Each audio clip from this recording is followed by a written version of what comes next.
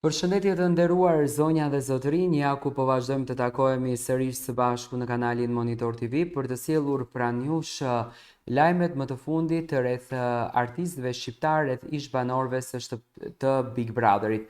Do të ndalojmë tek banori më transparent, tek banori më i zëshëm, tek banori më i zhurmshëm. Do të ndalojmë tek Gjibani. Gjibani në Instagramin e tij zyrtar ka publikuar një video ditën e djeshme ku ka promovuar këngën e tij të parë. Gjibani po sjellë një këngë. Videoja apo videoklipi i këngës i cili është promovuar në story të Gjibanit është i punuar me xhirim amator, do me thënë është e xhiruar në makinën e tij, thjesht po e promovon që po bie një këngë të parë pas përfundimit të Big Brotherit dhe siç duket Gjibanit po i shkon bujshëm suksesi i madh që nga përfundimi në këtë spektakël. Pas javësh të mbushura me emocione dhe sfida dhe reflektim brenda mureve të shtëpisë më të famshme në Shqipëri, Gjibani ish banori karizmatik i Big Brother VIP Albania ka rikthyer vëmendjen e publikut me një tjetër dimension të tij, muzikën. Ai do të publikojë këngën e tij të parë, por unë me sa di është kënga e dytë që Gjibani publikon pas daljes nga shtëpia e Big Brotherit, një projekt që ka nisur të frymëzohet që gjatë qëndrimit të tij në shtëpi, që tashmë ka marrë jetë dhe pritet të jetë një hit i radhës në skenën shqiptare. Kënga mban një titull që prek thellë ndjenjën, Zemra që s'harroi.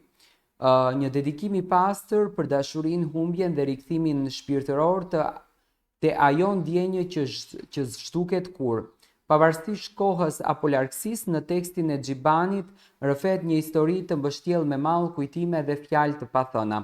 Është historia e një zemre që ka dashuruar thellë, që ka falur, që ka pritur dhe që pavarësisht gjithçkaje se harroi kur atë që donte. Në tekstin e këngës dihen fjalët si fshfërima të shpirtit, varri që ngjallin imazhe të një dashurie që ka kaluar stuhi, por që s'është shuar. Një dashuri që jetoi mes fjalëve të pathëna, netëve të gjata, pa gjumë dhe shpresave që digjen ngadalë.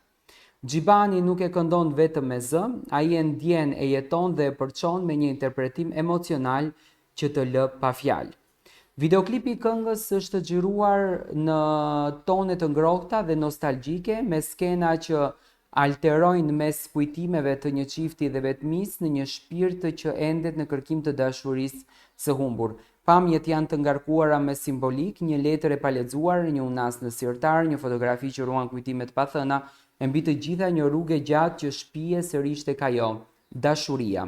Gjibani, i cili gjatë qëndrimit të tij në Big Brother u shfaq si një personazh i sinqert, i reflektuar dhe i ndjeshëm, ka zgjedhur që kënga e tij të mos jetë thjesht një produkt muzikor, por një rrëfim i vërtet emocional.